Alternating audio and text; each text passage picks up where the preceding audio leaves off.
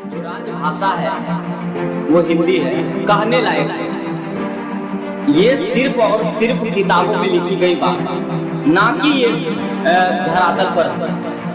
हम लोग सिर्फ बोल रहे हैं हिंदी के बारे में कि हिंदी हमारे 14 सितंबर जब आता है तो हिंदी की याद आती है। 14 सितंबर खत्म हो गया तो हिंदी भी खत्म हो जाती है। हम सहज महसूस करते हैं अंग्रेजी बोलने में, पर ड्रीम्स नहीं आते हैं। सपना हिंदी में आ जाता है और हम लोग जो है इंग्लिश की बात करते हैं। सपना बेचारा अंग्रेजी में नहीं देता है, वो हिंदी में दे देता है।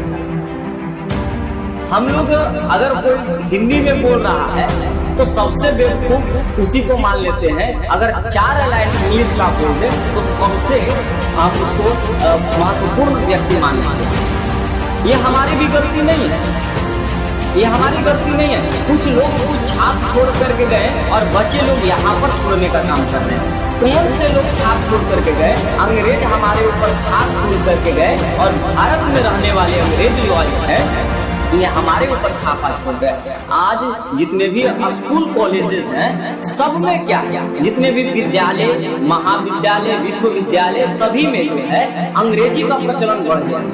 और ये अंग्रेजी का प्रचलन बढ़ जाने के कारण एक प्रेशर हो जाता है। और जब स्टूडेंट या विद्यार्थी किसी से भी बात करने के लिए जाता है, हिंदी शब्द का उच्चारण कर देगा तो मानो कि किसी भी व्यक्ति के लिए वो जहर के समान है और उसको एक खास समझा जाता है कि ये अनपढ़, इस तरह का साक्षर नहीं या शिक्षित नहीं, ये समझ लिया जाता है। लेकिन यही सब अगर वो 4 लाइन अंग्रेजी का बोल दे तो सबको समझ में आता है कि नहीं ये जो है पढ़ा लिखा है इंसान।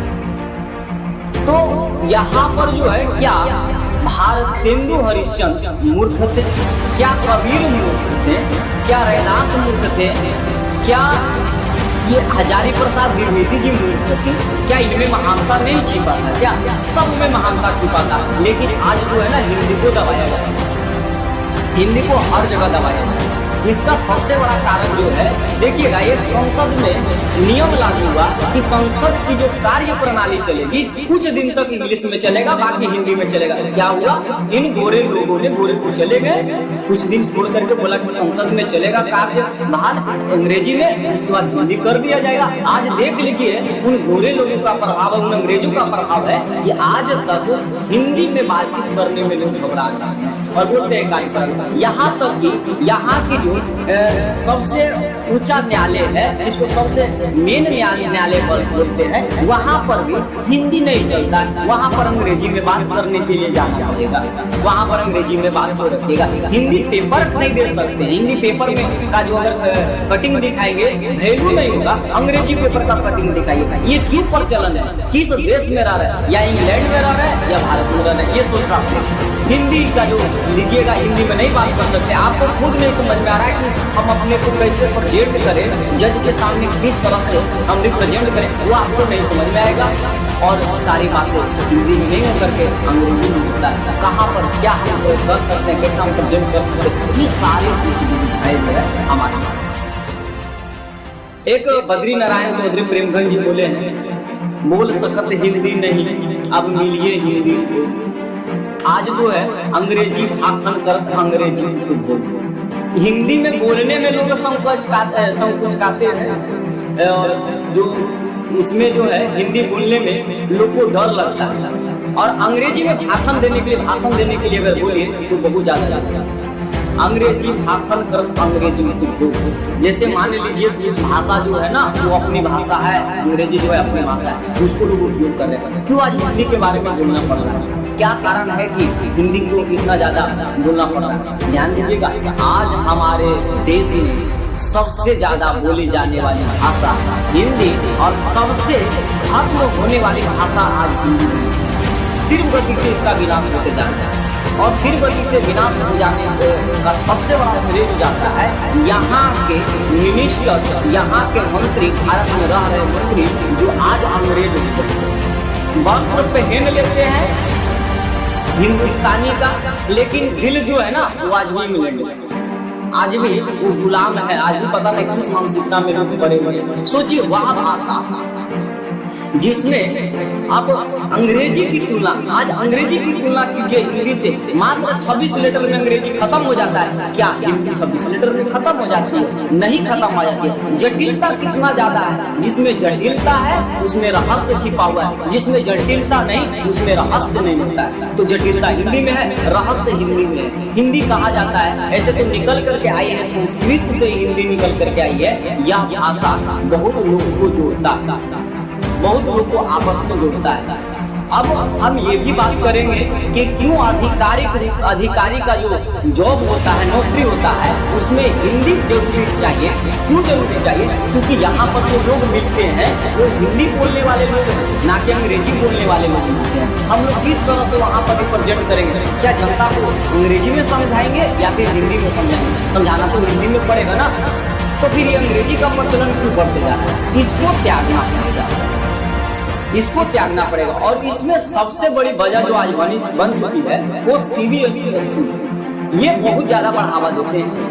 हिंदी को लुप्त देखते हैं, अंग्रेजी को बढ़ा देते हैं, बोलते हैं कि अंग्रेजी जो है वो बेस्ट है, अंग्रेजी बेस्ट है, अंग्रेजी बेस्ट है। हमको लगता है सबसे बेस्ट वही है, सबसे खराब वही है। बेस्ट नहीं है, बेस्ट है, खराब है, वो सबसे खराब है। आप खुद सोच करके देखिए कि जो अगर अंग्रेजी में बोलते हैं यू मने तुम, यू मने आप, क्या हम किसी को भी बोल सकते हैं हिंदी में? अगर तुम का उच्चारण कर देते हैं, समझ में आता है कि वो हमें अच्छी तरह से इज्जत नहीं करता है। अंग्रेजी में यू बोल देते हैं, यू का मतलब तुम हो गया, बड़ा रहे चाहे छोटा रहे, कहाँ पर अंतर? अगर हमको सम्मान करना है तो आप लोग उच्चारण करते हैं, और हिंदी में उच्चारण करना है आप, जिसका मतलब सम्मान कर रहे हैं।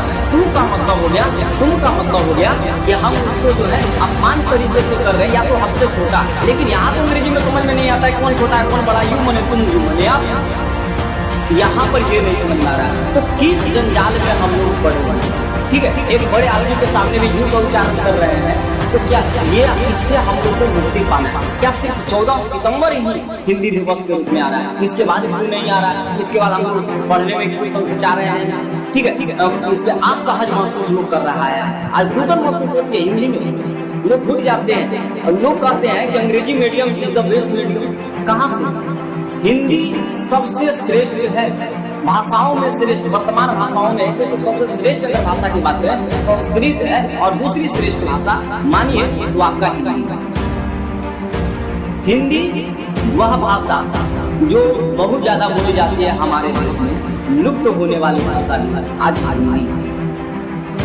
जो लोग आज हिंदी की चर्चा कर रहे हैं, क्या वो लोग सच में हिंदी का उच्चारण करते हैं? नहीं कर रहे हैं। सब कुछ बर्बाद हो गया, ये पूरी सिस्टम बर्बाद हो गया।